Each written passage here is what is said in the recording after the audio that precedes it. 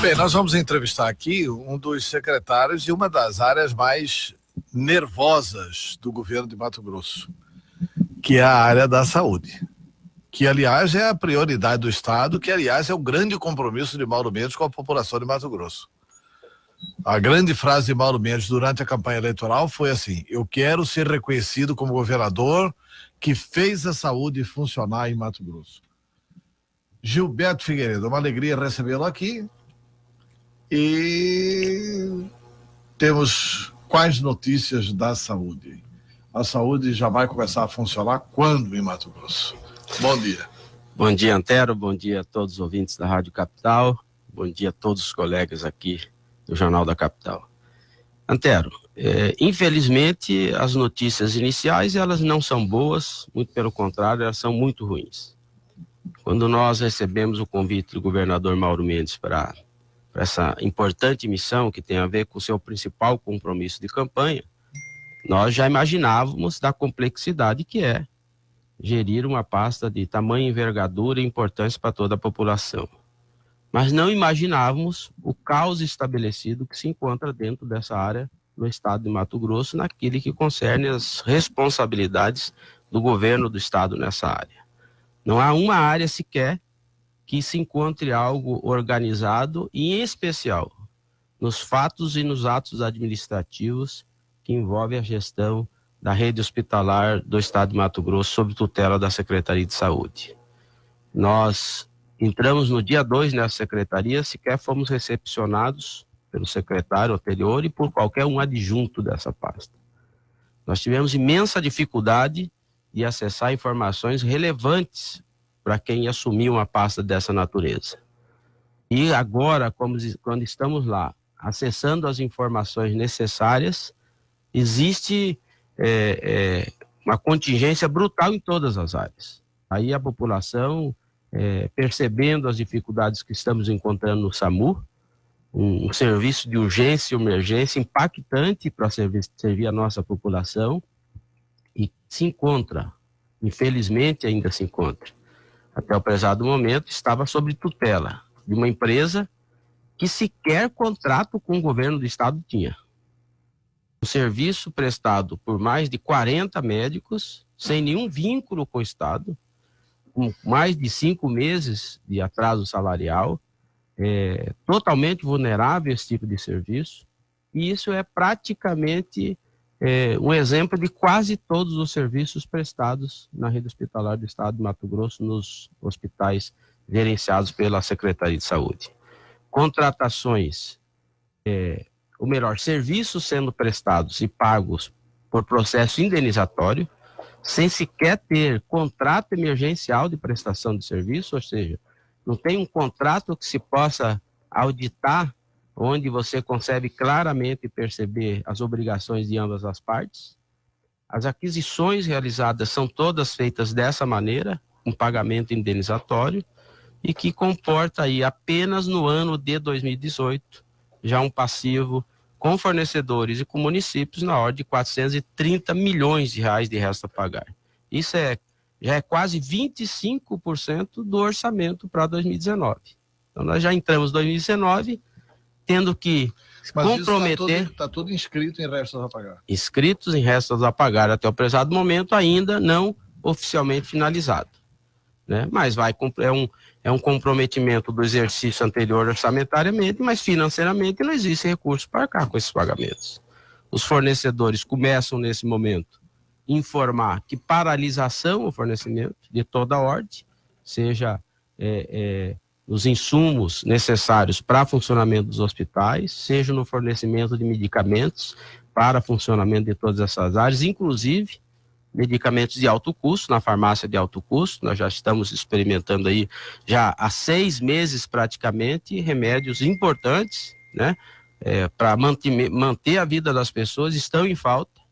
Nenhum processo licitatório finalizado. Nós agora teremos que fazer uma compra emergencial e já startar uma licitação de registro de preço para sanar isso, mas o mais difícil, não existe recurso para honrar os compromissos com os fornecedores, que são os mesmos que muito provavelmente terão que continuar nos fornecendo.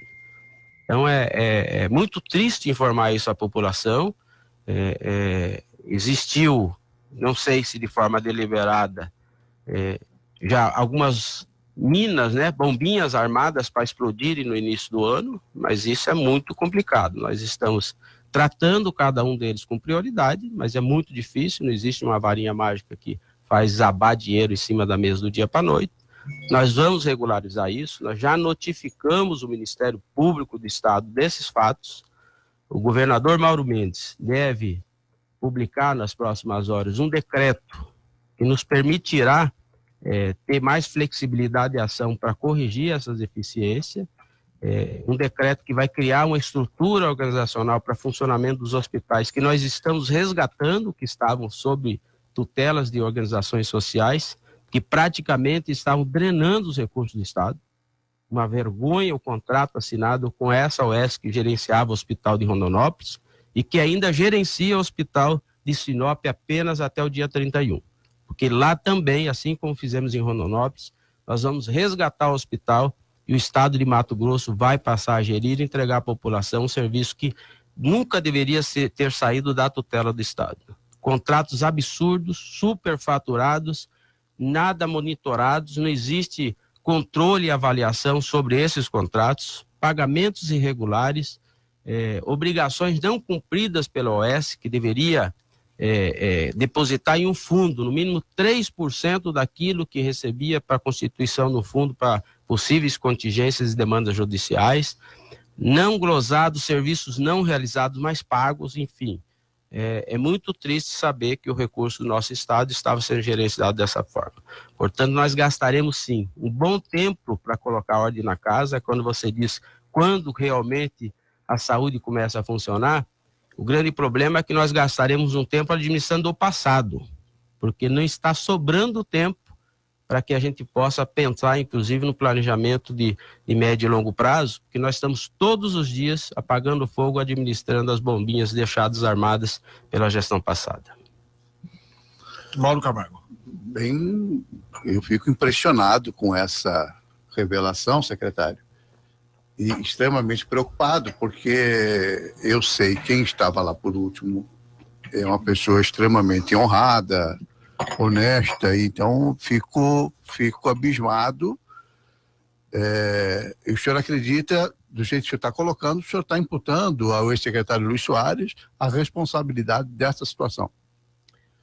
Eu acho que não dá para condenar ninguém sem dar a liberdade para ampla defesa e o contraditório. Eu não sei se necessariamente o secretário estadual de saúde seja o responsável por isso, mas tenho certeza que alguém o é, né? São gestores de contratos que deveriam ter zelado pelo cumprimento das cláusulas contratuais, são gestores que sabem que o Estado não pode, uma secretaria do porte da Secretaria de Saúde, não poderia ser administrada há quase 2 anos consecutivos, se utilizando de metodologias emergenciais de gestão, né? Contratações emergenciais podem ser feitas e se gera um contrato para isso. Agora, pagar de forma indenizatória por tanto tempo, maioria dos serviços, é difícil achar alguns serviços solicitados nessa secretaria e alguns serviços que têm um contrato. Inclusive, essas empresas envolvidas nessa última Operação Sangria atuam também na rede estadual nesse formato. Estou dizendo aqui no caso do SAMU que há quase 6 meses uma empresa administra um serviço com essa complexidade sem sequer existir um contrato com o governo do estado. Não é um contrato emergencial. Essa empresa que administrava o SAMU era da turma da Sangria? Sim, essa e outras, né? Mas isso não é apenas um formato relacionado a essa empresa. A maioria dos serviços hospitalares, serviços médicos prestados nos nossos hospitais, estão sendo pagos dessa natureza, né?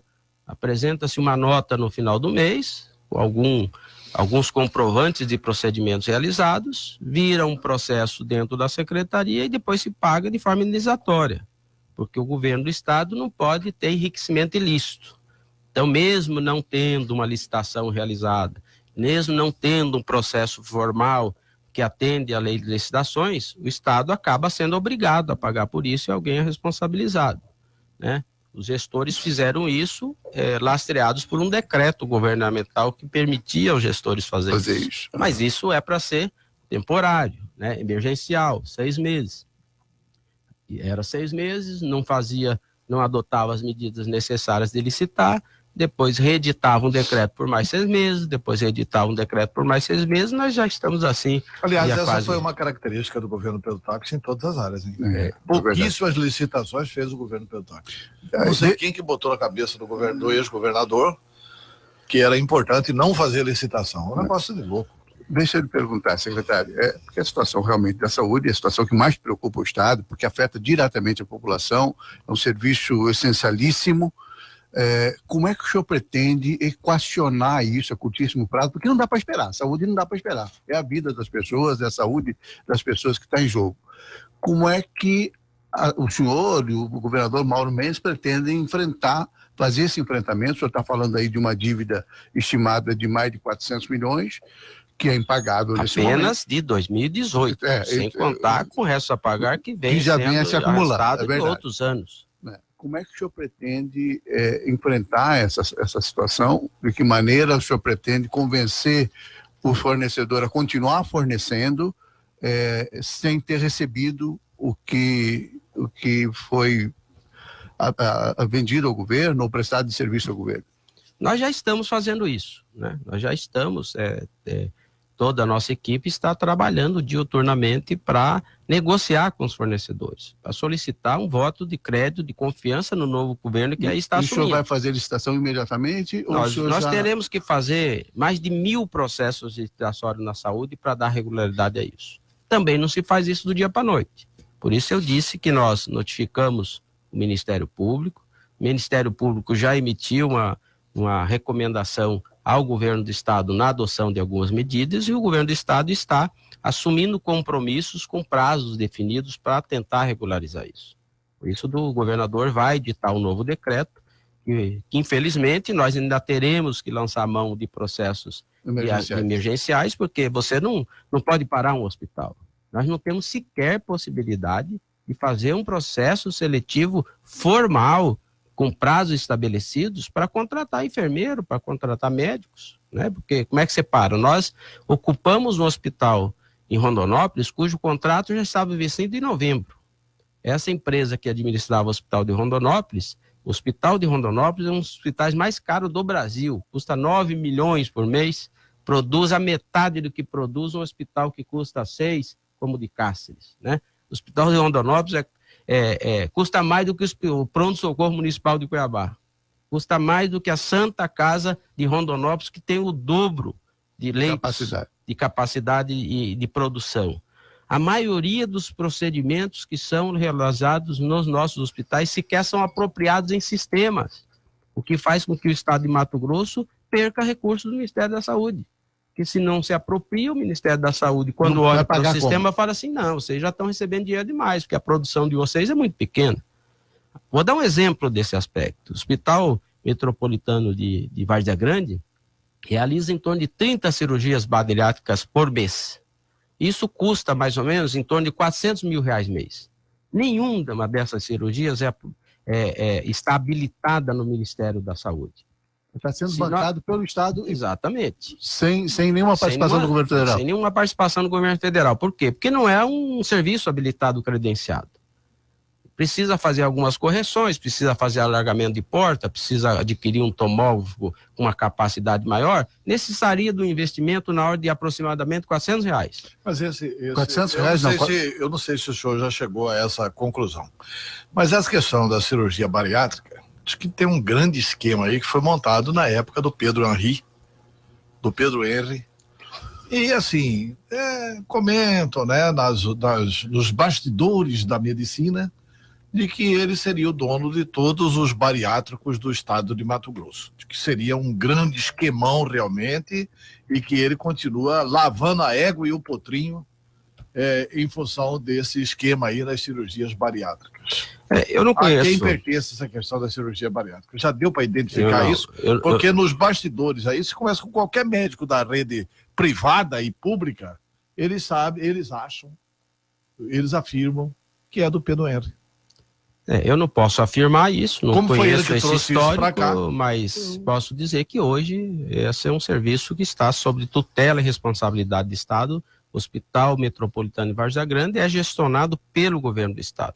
Então, é o governo do Estado que contrata os serviços médicos realizados lá, com médicos de carreira e também com serviços de terceiros nessa área.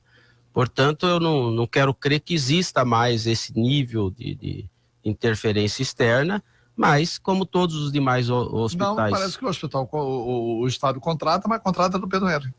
Eu não desconheço se ele é proprietário de algumas das empresas. Parece que é um empresas. monopólio dessa questão bariátrica em Mato Grosso. Mas, independentemente desse fato, o próprio governo do Estado poderia ter envidado esforço no sentido de credenciar isso junto ao Ministério.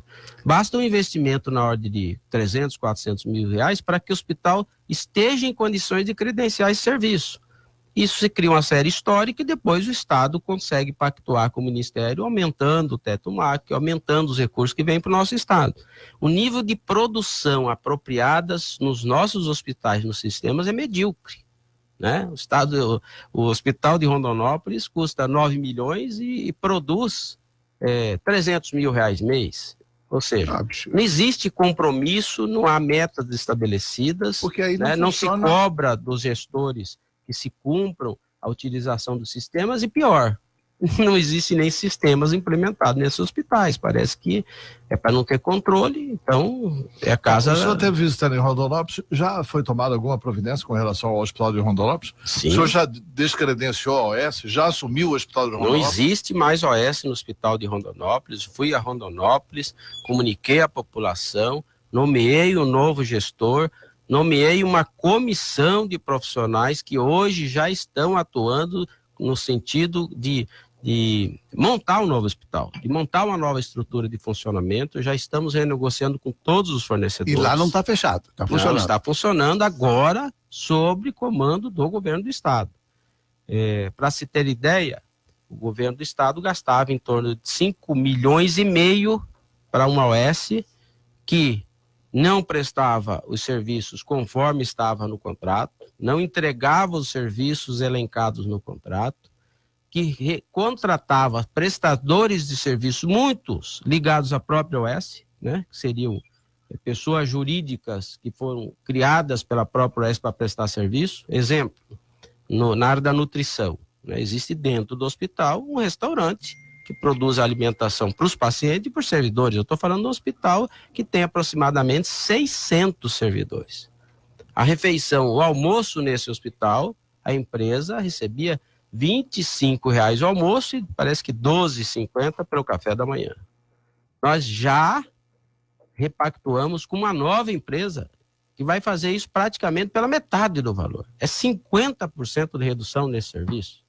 Esse hospital, a OS tinha um contrato de manutenção de equipamentos, manutenção de infraestrutura de R$350 mil mês. O Estado pagava por isso, mas não existiu manutenção nunca. Nós temos uma equipe de auditores nesse momento no hospital levantando tudo isso. Não há registro que tenha manutenção de equipamentos, quase todos os equipamentos necessitando de manutenção. E isso pode gerar um processo para a empresa isso. Ressarcir o Estado dessas despesas não... Esse é um assunto que agora já está sob a tutela da Procuradoria-Geral do Estado. Lá em Rondonópolis existe uma ação, né, uma determinação judicial de uma juíza que fez um bloqueio na conta do Estado na ordem de 3 milhões, até para assegurar pagamento de fornecedores e dos servidores contratados pela OS. Lá tem aproximadamente 250 servidores que até o mês de dezembro eram servidores contratados pela OS, né, que se somavam aos nossos quase 350 servidores efetivos. Agora todos eles vão ser contratados pelo Estado.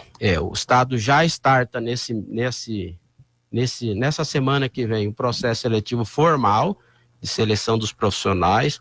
Nós estamos fazendo uma força-tarefa convocando os servidores do Estado que também tem no município de Rondonópolis. Nós temos 33 servidores cedidos da Prefeitura Municipal, temos 70 servidores no nosso escritório regional. Nós estamos convocando naquelas áreas cujos perfis podem se adequar ao serviço do hospital, mas teremos necessidade de complementar esse quadro com contratação de terceiros. Você está falando de 250 funcionários, é bastante, né? É um número grande, deve ser na área de de enfermagem, de técnico Todas de as enfermagem, áreas, todas as áreas. na área finalística e na área meio de gestão do hospital.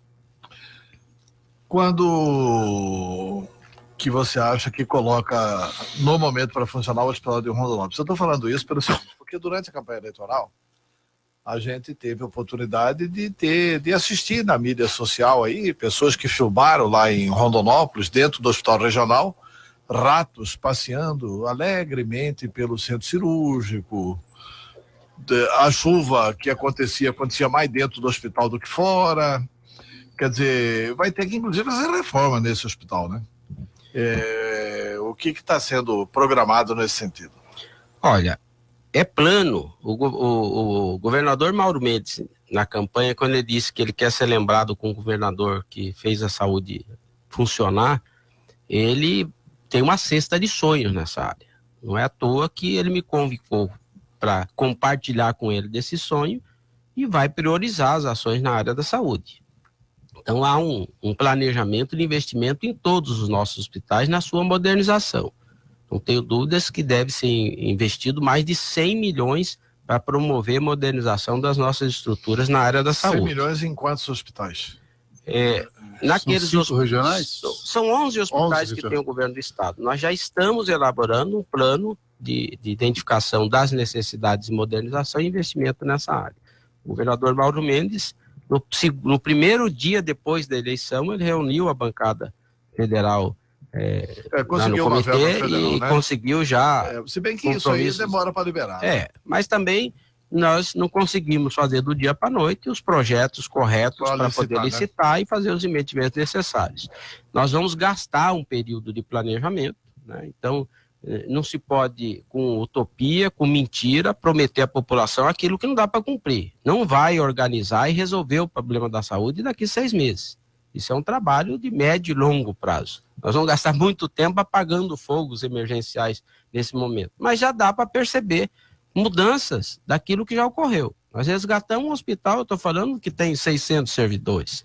Nós resgatamos um hospital e hoje esse hospital não está parado. Ele está funcionando, ofertando serviços que até então não estava ofertando, né? Nós já renegociamos com prestadores de serviços, nós já temos uma equipe de gestão no hospital trabalhando, tem uma força-tarefa necessária de reorganização desse hospital. Então não é um hospital que deixou de ser gestado por uma OS e fechou suas portas. O clima dentro do hospital hoje é muito diferente do que aquele que existia no dia 31 de dezembro. Eu fui para lá, reuni todos os servidores, reuni a área médica, atendi a imprensa, expliquei para a população o que ia acontecer e aquilo que nós prometemos está acontecendo. Quando essa juíza determinou uma intervenção no hospital, ela atribuiu obrigações ao governo do estado de cumprir. Para nossa surpresa, passado quase 20 dias da decisão da juíza, que tinha dado 5 dias para apresentar um relatório sobre possíveis credores, o estado ainda não tinha apresentado relatório nenhum. Em 2 dias, nós fizemos um diagnóstico, realizamos um relatório e protocolamos. Eu só saí de Rondonópolis com essa missão cumprida. Eu fui nomeado no dia 1º à noite, num evento realizado na FATEC Senai. No dia 2, eu me apresentei na secretaria, fui a todos os setores da secretaria, me apresentar, apertar a mão dos servidores, explicar o que nós íamos fazer. Atendi 2 necessidades até a hora do almoço, às 2 horas da tarde eu saí daqui sem almoçar e fui para Rondonópolis. E fiquei 3 dias lá, dentro do hospital, fazendo reuniões e adotando as medidas necessárias de resgate. Isso já está em pleno funcionamento. Tem uma equipe nossa, que é também gestora do Hospital de Cássia, auxiliando nessa implementação, e ontem eu nomeei, através de uma portaria, praticamente um pelotão de choque, uma equipe que vai se dedicar a fazer redimensionamento, identificação de perfis, desenho dos processos internos, que é um hospital que praticamente não tinha sistema nenhum funcionando, não tinha processos estabelecidos e não tinha equipe gestora.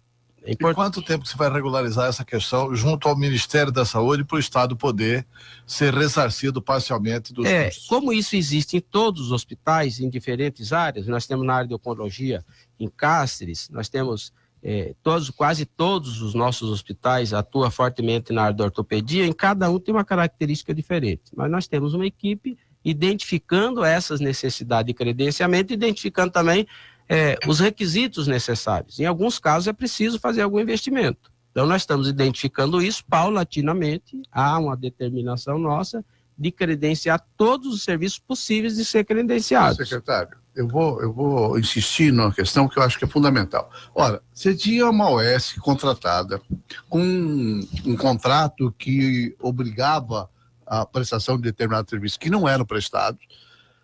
Obviamente que essa empresa, que essa organização social, ela precisa ser penalizada e ela precisa devolver dinheiro aos cofres públicos. Não é possível aceitar isso. Já tem providência jurídica nesse sentido? Sem dúvida. Buscar a responsabilização dessas pessoas? Nós estamos no 8º dia de gestão. Sim. Né? Dificuldade, inclusive, para levantar dados sobre isso. Nós podemos ser irresponsáveis de sair por aí atirando sem ter evidências claras. Notificado ao Ministério Público?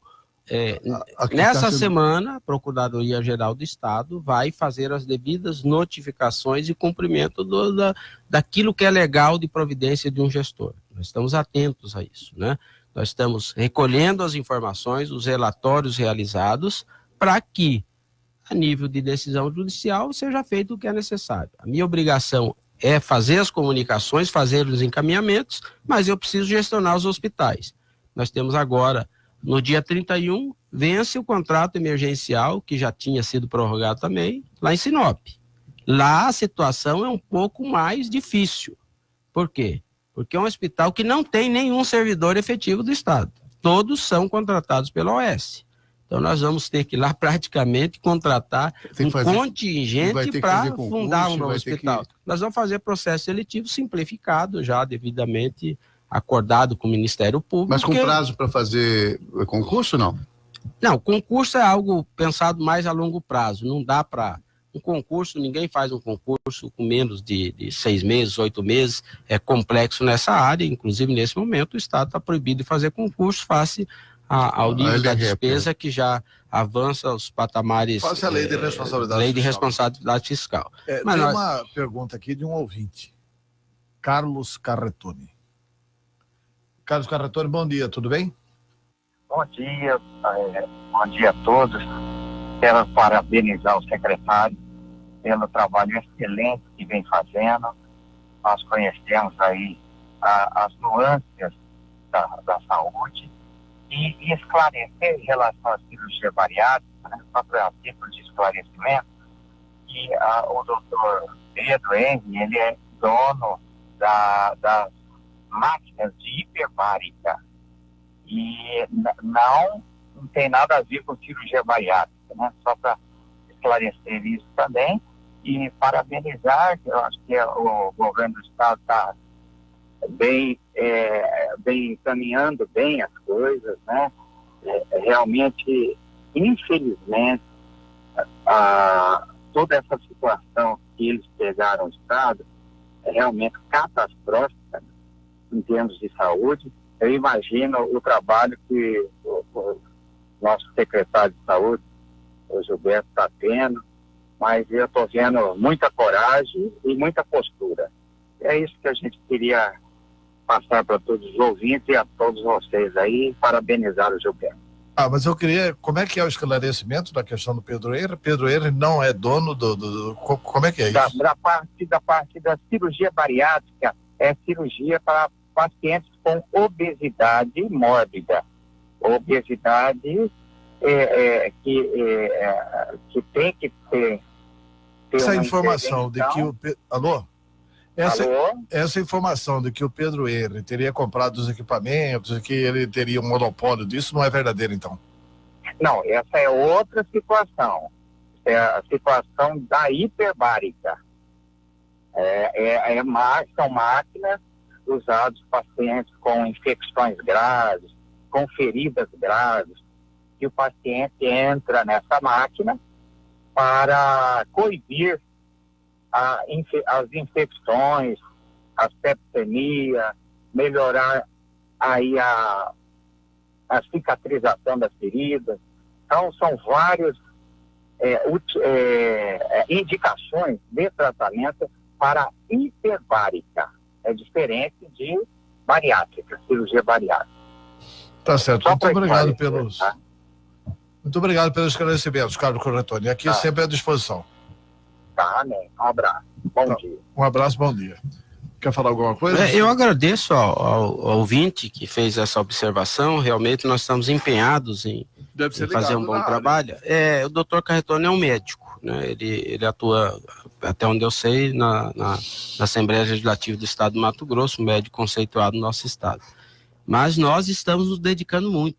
Eu cheguei na minha casa ontem quase às 2 horas da manhã. Eu e minha equipe estávamos debruçados na secretaria, tentando resolver esse problema do SAMU em Cuiabá e outros. Como é que fica essa situação, secretário? SAMU? SAMU. Como é que vai O SAMU é o seguinte, é urgentíssimo. nós buscamos uma solução que foi a contratação de uma empresa emergencial. Infelizmente, não logramos êxito, em que pese contratamos uma empresa, mas essa empresa não conseguiu se estabelecer aqui. Os médicos se recusaram a trabalhar para essa empresa, né? Praticamente é uma defesa de interesses no município. Como a empresa não cumpriu aquilo que foi acordado contratualmente, eu já rescindi o contrato dessa empresa, porque nós também não vamos tolerar aquelas que querem apenas especular no nosso estado. As empresas que contratualizarem com a nossa gestão terão que ter responsabilidade naquilo que pactuou. Tinham a obrigação de assumir os serviços do SAMU no dia de ontem, e não o fizeram. Por isso, hoje, já amanhece o Diário Oficial do Estado de Mato Grosso com a rescisão contratual. Mas hoje nós já teremos uma nova solução, tem uma reunião com o governador do estado daqui a pouco. Estamos também estudando a possibilidade do Corpo de Bombeiro vir a assumir as atividades do SAMU. Nós devemos fazer uma contratação emergencial de médicos para suprir essa necessidade. Mas nós queremos fazer isso com segurança jurídica. Mas nesse momento, a cidade está sem SAMU. Não, senhor. Nesse momento, a cidade está sendo assistida e nenhum dia o SAMU deixou de funcionar. Quero aqui, inclusive, agradecer ao profissionalismo dos médicos que atuam no SAMU. O SAMU tem uma equipe de aproximadamente 50 médicos que prestam serviço ao SAMU na Baixada Cuiabana, que é um serviço sob tutela do governo do estado. Deveria ser do município de Cuiabá, do município de Várzea Grande, mas ainda é um serviço que o estado arca com essa responsabilidade. Tem uma equipe de motoristas, de socorristas, de enfermeiros. Essa área não tem problema. A área que nós tivemos problema é a área médica, cujos médicos eram contratados por uma empresa chamada Proclin, que não tinha vínculo com o governo do estado, cujo estado estava inadimplente com ela e ela inadimplente com os médicos, há 5 meses sem receber. Mas mesmo assim, esses médicos, pelo profissionalismo, atendendo o pedido nosso, um voto de consciência, não abandonaram o posto, estão trabalhando. E hoje nós acharemos uma solução que dá segurança a eles de poderem trabalhar.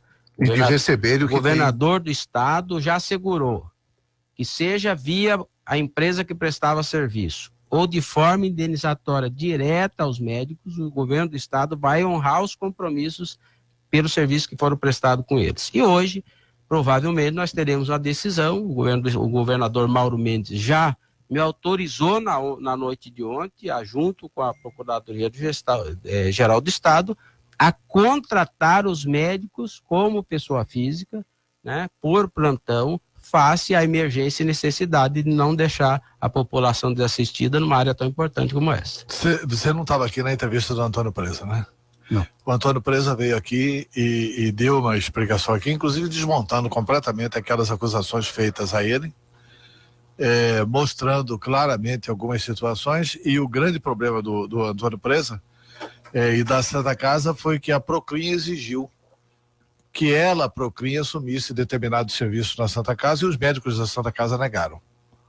A Proclin estava estabelecendo um monopólio de atendimento dos serviços e deu nessa operação sangria aí, né? E drenando recursos públicos, que acabou dando nessa operação sangria, né? Inclusive com a prisão de um médico que aliás é bom intensivista, o Dr. Huarque, e que acabou indo para a cadeia, né? Porque ele era ao mesmo tempo secretário de saúde e diretor da Proclin. E isso ficou exaustivamente provado na questão e assim, Agora já se sabe que a SAMU também era dominada pela Proclin. Aí não sei o que é Proclin, não sei o que é Proclin. E, Mauro, isso é um esquemão da com saúde certeza precisa ser apurado, investigado. Não dá para aceitar isso. Tem algumas sonoras aqui, preciso ouvir para ver se a gente põe no ar ou não. É só uma? Pois é, mas tem aí, então coloca no ar. Bom dia, capitão. Qual seria a punição para essas empresas ou pessoas que deliberadamente causam esses prejuízos para o município, para o estado do Mato Grosso?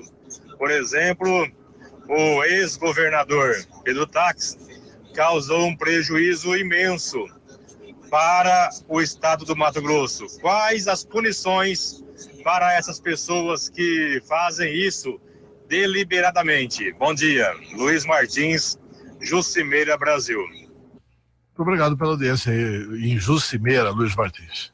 E aí? Olha, para os prestadores de serviços, são aquelas já ensejadas nos contratos. No caso da OS, obrigação de ser retidos os valores por serviços não realizados. Estudos preliminares apontam que, tanto em Rondonópolis como em Sinop, algo em torno de 4 milhões de reais deveria ter sido descontado dos pagamentos. E algo em torno de 3%, 3% de tudo que foi pago deveria estar depositado numa conta de um fundo previsto no contrato. Nem o fundo foi apropriado, nem foi descontado da OS o serviço não realizado. A Secretaria já notificou a OS por essa razão e depois, logicamente, o governo do estado vai adotar as medidas e aí é uma decisão de justiça recuperar aqueles recursos que o governo do estado sequer deveria ter sido pago. Mas nós vamos adotar as medidas necessárias judiciais para que esse recurso possa ser reconstituído. Em relação a possíveis irregularidades em aquisições realizadas, todos os processos de pagamento serão auditados. Se eles não tiverem eivados de algum vício, algum ilícito, os fornecedores irão receber. Se não, se tiver alguma coisa nebulosa, se aprofunda na auditoria, na investigação, e aí fazemos encaminhamentos necessários. A Controladoria do Estado, a Procuradoria-Geral do Estado, para que adote as medidas necessárias, que, se necessário, apresente as denúncias ao Ministério Público, à Delegacia Fazendária, para aprofundar nas investigações. Secretário, um dos problemas muito evidentes aí durante a gestão do ex-governador Pedro Táxi era a falta de repasse na área de saúde aos municípios. Havia uma queixa meio generalizada. Isso está equacionado? Ainda vai ser equacionado? Como é que é essa situação? Não está equacionado e não será equacionado a curto prazo. Eu tenho aqui o relatório, né, com data finalizado no dia 9, em que existe o resto a pagar de 2018 na Secretaria de Saúde. Quase todos os municípios do estado receberam repasses, porque são vários os programas, alguns receberam só lá em abril, né? Existe, lógico, uma conta variável de município para o outro, mas os municípios maiores são credores no valor de monta maiores, mas o que se deve aos municípios é algo em torno de 160 milhões de reais. Incluindo Cuiabá. Para se ter uma ideia, aquilo que hoje o governo do estado pactuou significa, firmou um termo de compromisso, virou uma portaria, esse foi um repasse negociado numa comissão bipartite que existe, que tem representação dos secretários municipais de saúde e representação do governo do estado através da Secretaria de Saúde. Isso vira um pacto, vira um termo de compromisso e depois é publicado com um repasse mensal de acordo com o programa, né? O que existe pactuado hoje, somado mensalmente, dá algo em torno de 35 milhões de reais que todo mês deveria ser repassado. Além de não ter essa capacidade hoje de pagar 35 milhões de reais, ou seja, ao final do mês de janeiro eu teria que honrar os compromissos e transferir 35 milhões para o município. Não há essa possibilidade financeira hoje. Quanto mais de pagar os atrasados. Então, essa é uma decisão que está no portfólio de análise do governo do estado. Ainda não tem Mauro Mendes, uma saída. não existe resposta para essa pergunta ainda. Que para responder essa pergunta, precisa saber de onde vai sair o dinheiro. Por isso, o governo do estado está apresentando à Assembleia uma série de projetos que podem facilitar essa decisão. O governador Mauro Mendes pretende, aproximadamente lá pelo dia 12 de fevereiro, fazer uma reunião com todos os prefeitos do estado, apresentando esse diagnóstico e informando a eles qual a decisão do governo do estado vai tomar, né? Porque hoje sequer temos condição de honrar o compromisso do mês de janeiro de 2019. Quanto mais honrar esse compromisso e pagar débitos anteriores. Eu não tenho resposta para essa pergunta, os prefeitos, os secretários me procuram todo dia, porque estão todo mundo agonizando. Por isso que eu disse no início dessa entrevista que o governo do estado já reúne condições para decretar o estado de calamidade pública nas finanças, né? Esse resto a pagar de 2018 é equivalente a 25% do orçamento aprovado, que será aprovado na Assembleia, que é na ordem de 2 bilhões para a área da saúde. Como é que nós vamos honrar esses compromissos e continuar usando os compromissos do momento? Como é que nós vamos pagar os fornecedores, não vamos fechar os hospitais, nós não vamos mais comprar remédio, não vamos mais comprar insumo? Não existe fórmula mágica para isso. Então, é preciso ter dinheiro novo, mas é preciso pactuar com os municípios esse débito existente, nesse momento, a curto prazo, impagável. Mas o Estado fez algumas ilegalidades flagrantes. Mas antes de eu fazer essa pergunta, tem um ouvinte na linha, vamos dar prioridade para o ouvinte. Alô? Alô, bom dia, Antero. Bom dia, quem fala? É o Molina, tudo bom? Tudo bom, Molina. Pode perguntar ao secretário. Primeiro, desejar saúde aí pro secretário para ele cuidar da saúde. Que aí é uma pasta braba. Secretário, eu peguei entrevista agora pelo meio, não sei se o senhor já falou dos filantrópicos, mas o que vem acontecendo com a Santa Casa aqui em Cuiabá é uma coisa esquisita. E algumas pessoas ficam demonizando o Presa como se ele fosse um mal da saúde. E na minha opinião, cuiabano, não acho que o Presa seja um mal da saúde. Tem algum plano do governo do estado para os filantrópicos, e principalmente para a Santa Casa, que é um local que atende pelo SUS maravilhosamente bem. Sucesso aí e força. Obrigado, Molina. Obrigado pela audiência. Secretário. Olha, a notícia boa, que a gente pode dizer assim, que é uma herança razoavelmente boa na área dos filantrópicos, foi a criação do FEF. O FEF hoje disponibiliza um percentual razoável da arrecadação, já carimbado a transferências dos hospitais filantrópicos. Leia Santa Casa de Cuiabá, leia Santa Casa de Rondonópolis, Laios Clube. Qual contrapartida, secretário? Nenhuma. Obrigatoriamente, o FEX transfere um recurso para os filantrópicos sem que eles tenham a obrigação de comprovar a prestação de serviço. Isso é uma lei aprovada. Mas foi uma lei aprovada na Assembleia Legislativa, não me cabe aqui questionar isso. Então, hoje o governo do estado já faz um aporte regular mensal a essas entidades. O governo do estado, de forma direta, não tem pactuação feita com hospitais filantrópicos. O governo do estado repassa dinheiro aos fundos municipais de saúde, que, por conseguinte, atende acordos pré-estabelecidos, sim, que tem a participação do governo do estado. O que ocorre é que, como o governo do estado ele é inadimplente com esses repasses aos municípios, os municípios também não conseguem fazer os repasses. É o caso da Santa Casa de Rondonópolis, acabei de me ir lá, reunir com o diretor da Santa Casa, o estado tem que pagar 4 milhões de reais, transferir à prefeitura, para a prefeitura pagar a Santa Casa. Os médicos estão já há 6 meses também sem receber. Então, assim, entra nesse mesmo bolo. É lógico que nós, quando tivermos que priorizar qualquer tipo de pagamento, seja ele total ou parcial, nós vamos priorizar do número 1 ao número 1000. E isso está no nosso portfólio de prioridades. Por mais que elas sejam filantrópicas, elas são empresas particulares, certo? Que não visam lucro. Mas são empresas particulares. Agora, receber 2,5 milhões, que é mais ou menos isso que o FEF passa por mês, não é? Eu não tenho de cabeça aqui exatamente quanto cada um recebe, mas eu sei que milhões de reais por mês, sem nenhuma contrapartida, é um negócio assim espetacular. Eu também queria. Eu também queria uma boquinha empresa, 2,5 milhões por mês, sem eu ter nenhuma obrigação com o Estado. Um negócio bacana, Pabu. O que a lei não mais prevê... uma coisa bacana que o Pedro Taques fez. A lei não prevê um portfólio de serviços que tenha que ser realizado em contrapartida desse repasse especificamente. Em outras pactuações, sim. Mas nesse por não. exemplo, no Hospital de Rondonópolis faria melhor para a população. Vocês prestariam serviço. Esse recurso no hospital prestaria o serviço. Sinop prestaria serviço. Quer dizer, é uma coisa assim... eu não tenho nada. Aliás, eu defendo aqui as filantrópicas. Agora, defendo as filantrópicas prestando pelos serviços serviço prestados. Que recebam pelo E serviço não que prestam. receber pelos serviços deixados de prestar. Isso é uma coisa moderníssima no capitalismo brasileiro.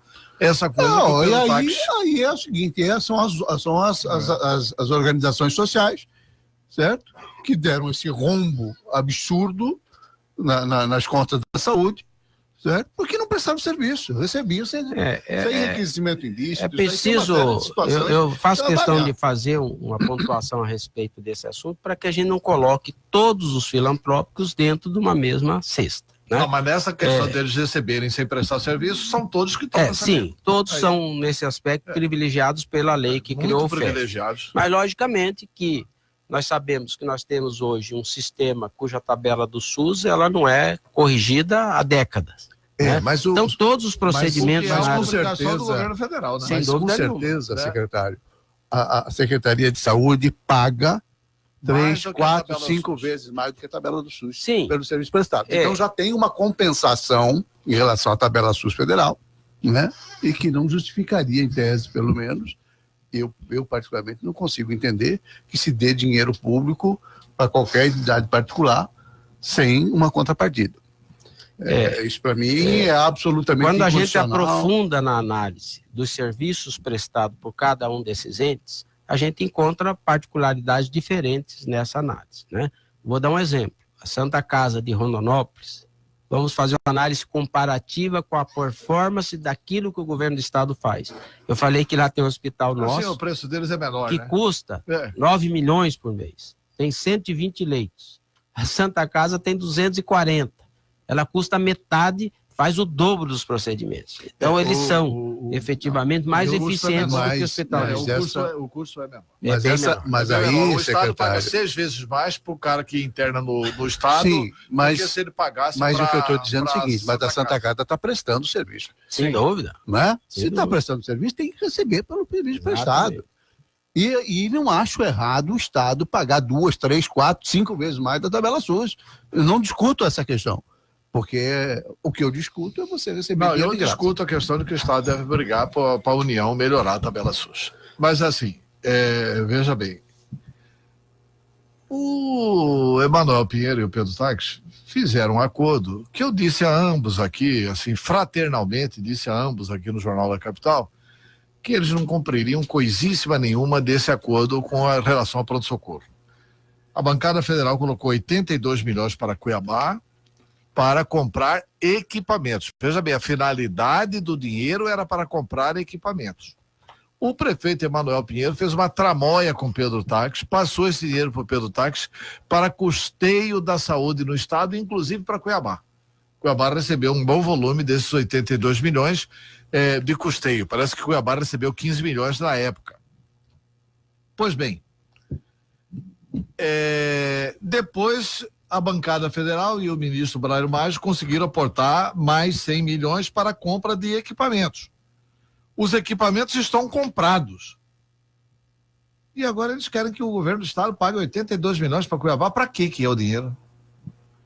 Isso aí, eu cheguei a dizer na TV Vila Real, o Gilberto Figueiredo, não pague isso. O governador Mauro Mendes, não pague isso. Isso aí é uma coisa injustificável.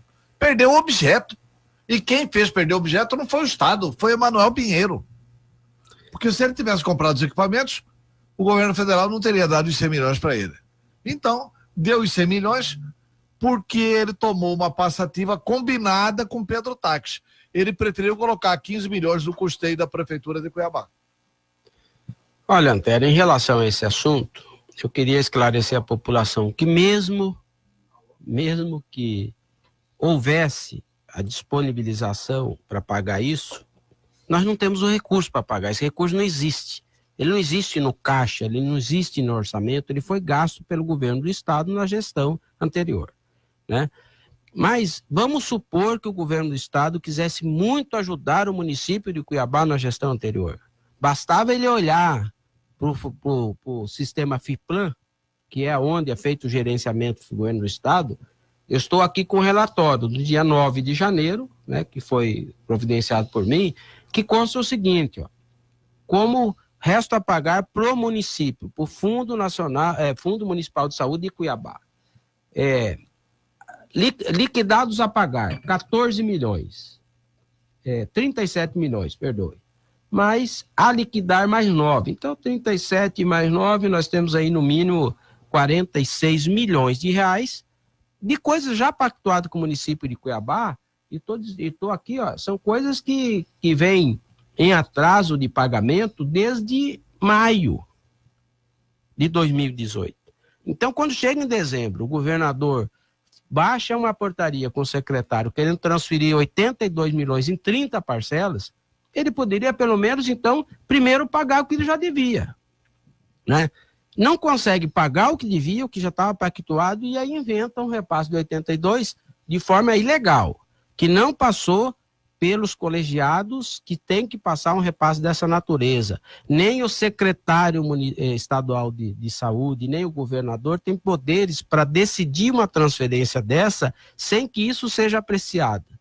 Na CIB, que é uma comissão intergestora bipartite, que tem a participação dos municípios e do governo do estado, e nem antes da deliberação do Conselho Estadual de Saúde. Por isso, o governador Mauro Mendes interpelou junto ao Tribunal de Contas a ilegalidade dessa portaria que foi publicada e impediu que os repasses começarem a ser efetuados, que a primeira parcela era para ser feita no mês de dezembro, porque ela veio eivada de vícios. Esse assunto, quando foi decidido, o secretário decidiu para ad referendo de uma comissão, mas não prosperou, e eu posso garantir que não vai prosperar porque ela é ilegal. Então, ela com certeza deverá ser revogada. Se esse fato vier a ser pauta de apreciação, vai passar pelas instâncias necessárias e legais. Mas antes de discutir isso, precisa discutir como é que o governo do estado vai conseguir honrar com os compromissos que já existem, na ordem de 46 milhões, que está aqui, registrado e processado em sistema. Faz parte desses quase 200 milhões que o governo do estado deve a todos os municípios. O estado é evidente que tem que participar do custeio, por exemplo, sem quando dúvida passar a funcionar o hospital municipal aqui, o pronto-socorro e tal, que foi até idealizado pelo como já participa do pronto-socorro atual. Sem dúvida nenhuma. Então o estado tem que participar desse é custeio. Mas, inclusive, o Emanuel chegou a dizer na imprensa que ele queria esse dinheiro para o custeio do hospital. Eu falei, mas que custeio? Esse hospital não pode receber dinheiro de custeio ainda. Não tem nenhum paciente sendo atendido lá. Que custeio que é esse? Inclusive, eu já tenho agendado com o secretário municipal de saúde de Cuiabá, o Dr. Posses, que nós vamos conversar a respeito desse assunto e de outros, né? O estado não vai virar as costas para Cuiabá. Nós não somos inimigos do município, mas nós temos que fazer aquilo dentro do que é razoável e possível. O estado sempre foi parceiro do município de Cuiabá, inclusive na gestão do prefeito Mauro Mendes. Mas sem algo que tenha aparência de sumidor de dinheiro sem público, dúvida, né? Porque não dá com responsabilidade para que os recursos que sejam investidos efetivamente, né, tragam o retorno necessário. Assim como nós estamos negociando com os fornecedores, nós vamos negociar com municípios. Nós queremos que cada centavo seja assegurada a aplicação numa melhoria do serviço na área de saúde para a população, né? E agora, nós vamos discutir isso, porque isso assim, a autoridade do governo do estado definir de que forma gestiona os recursos do governo. Então, não é a distribuição de dinheiro, mas tem que ser focado naquilo que, no entendimento das câmaras setoriais que estudam o assunto da saúde, entendem como prioritários investimentos na área da saúde. Tá. Depois de Rondonópolis, qual que é o próximo passo? Para onde que o Gilberto vai viajar para ficar 2, 3 dias? Na semana que vem, eu já estou fazendo um plano de viagem para visitar os hospitais de Colíder, Sorriso, Alta Floresta, Sinop, porque Sinop nós temos já que praticamente antecipando o dia 31, já compor um quadro para assumir a responsabilidade pela gestão do hospital. Depois ainda teremos que ir a Peixoto de Azevedo e Água Boa, onde nós temos os nossos hospitais regionais em atuação. É difícil porque assim, o dia só tem 24 horas. Seria bom se tivesse 70 porque tudo é urgente, tudo é emergente, mas dentro daquilo que é possível, nós vamos gradativamente adotando as medidas saneadoras necessárias, enfatizando com total apoio, comprometimento dos valorosos servidores da área da saúde, que é um dos quadros mais capacitados que nós temos.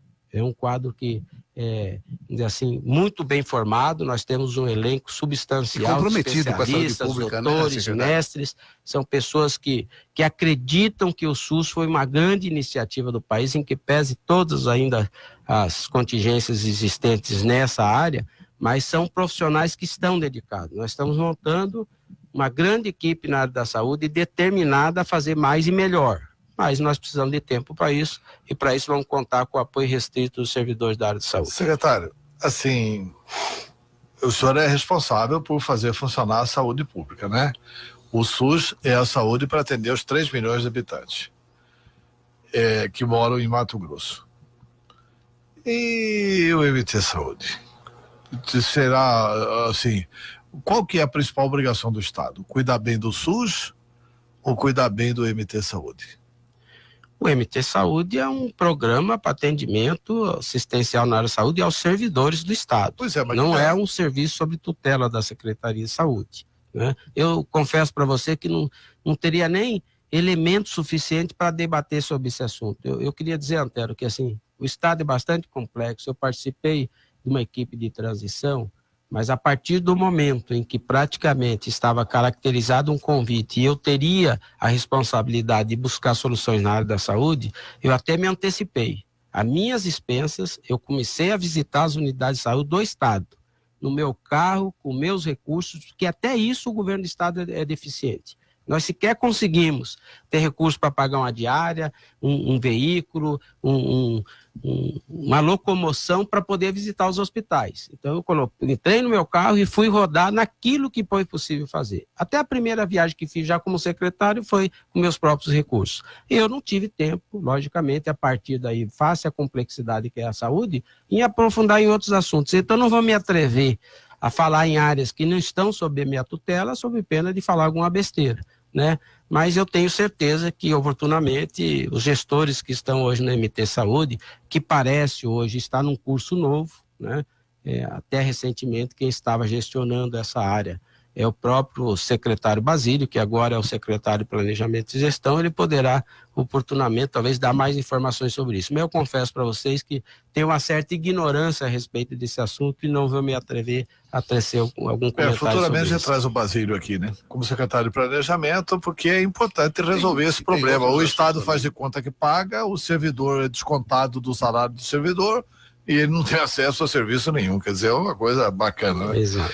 Mas, secretário, o senhor trouxe um papelinho aqui com um monte de tira para lá, para cá, e o senhor não falou disso. Tem mais alguma coisa que o senhor quer falar aí sobre esses assuntos? Se eu for falar de tudo isso, dessas tiras que estão aqui, a gente fica uns 2 meses nessa entrevista. Não, mas é que sempre que eu vou a uma entrevista, eu procuro me subsidiar, porque é tão complexo e tantas informações que às vezes você tem que ter uma colinha do lado. E eu não tenho vergonha de fazer isso, porque é importante. Quando é um assunto que eu não domino, eu me recorro aqui aos meus bilhetinhos, aos meus lembretes. Mas a minha primeira página aqui é para enfatizar o valor do orçamento que foi ontem a Assembleia Legislativa apresentado, menor de 2 bilhões e 98 milhões para a área da saúde. Desse recurso, suficiente, secretário? Não é suficiente, porque veja bem, se quase 500 milhões já estão comprometidos... Eu queria acrescentar uma outra pergunta. Como é que arruma esse dinheiro? Quer dizer, a saúde está... Como é que arruma o dinheiro novo para financiar a saúde? Porque o FETAB já está fora dessa possibilidade. O FETAB, essa coisa que eu não entendi. Se a prioridade do Mauro Mendes era a saúde, ele botou o FETAB na segurança e na educação. Eu também tenho algumas interrogações. A gente espera até que a nível nacional possa ter alguma novidade a respeito do financiamento da saúde, que veja bem, desses 2 bilhões... Não, o senhor habilitando os hospitais aqui vai melhorar um pouquinho. Nós temos a intenção de solicitar ao próximo ministro da Saúde, que é um ministro do partido do governador, que tem uma boa relação com os parlamentares do Estado de Mato Grosso, buscar alguma melhoria superlativa em relação aos recursos. O que nós temos previsto de receber desses 2 bilhões da União é 426 milhões, né? 1 bilhão 491 milhões serão repasses constitucionais do governo do Estado, que está aí entre os 12% constitucionais previsto na LOA, algo em torno de 13, alguma coisa por cento. Disso daí nós vamos gastar 41% com despesa de pessoal. Nós vamos gastar 2% em investimento. É 60 milhões aproximadamente, somando recursos federais para a nossa necessidade. Numa rede que precisa em todas as áreas fazer investimento, em todos os hospitais precisam, nas unidades especializadas aqui em Cuiabá, Hemocentro, Sermac, CEOP, farmácia de alto custo, todos esses setores precisam de investimento na modernização. O Hospital Adalto Botelho, que é o nosso centro de referência na área da saúde mental, está lá abandonados há séculos. Inclusive, tem que reconhecer o esforço do secretário Luiz Soares, que iniciou um processo de investimento no hospital, existe obra no hospital, infelizmente também devendo construtora, mas existe uma iniciativa de melhoria das instalações lá, como existe também uma iniciativa de melhoria em Cáceres, em Rondonópolis e Sinop. Infelizmente, com dívidas para pagar e obras paralisadas, mas existiu, pelo menos, a iniciativa nesse aspecto. Desses 2 bilhões, 1 bilhão e 100 milhões é praticamente despesa de custeio, é para fazer funcionar esse gigante dessa máquina que realiza uma prestação de serviço pouco apropriada em sistemas. A nossa dificuldade para convencimento do Ministério da Saúde em aumentar os aportes é porque já existe uma pactuação de recursos praticamente carimbado que vem todo mês, mas a impressão que tenho que ele não reflete a realidade da produção. Então, quando nós formos ao Ministério pleitear mais, o Ministério vai olhar para esse sistema e falar assim, pelo que vocês estão recebendo e pelo que vocês estão produzindo, estão devendo, na prática, nós temos que diminuir, não é aumentar o repasse. Por quê? Porque ele, como não alimenta o sistema, não tem uma série histórica que nós estejamos fazendo mais e necessitando receber mais. Mas eu quero ver que vai haver uma sensibilidade também no Ministério para que a gente possa, no mínimo, nos comprometer a mudar esse cenário. Nós vamos desenhar um plano de avaliação de desempenho com metas definidas para que os nossos gestores das unidades de saúde se comprometam com essa força-tarefa que é, de, no mínimo, apropriar aquilo que é realizado. E também definir metas que possam, vamos dizer assim, impulsionar os nossos gestores a produzir mais do que tem sendo produzido até aqui. Secretário, muito obrigado pela entrevista. O microfone da Capital à sua disposição para qualquer outro esclarecimento que o senhor queira fazer. Eu quero agradecer, Antero, inclusive, a paciência que os senhores tiveram conosco até aqui. Eu já fui demandado em outras oportunidades para estar aqui.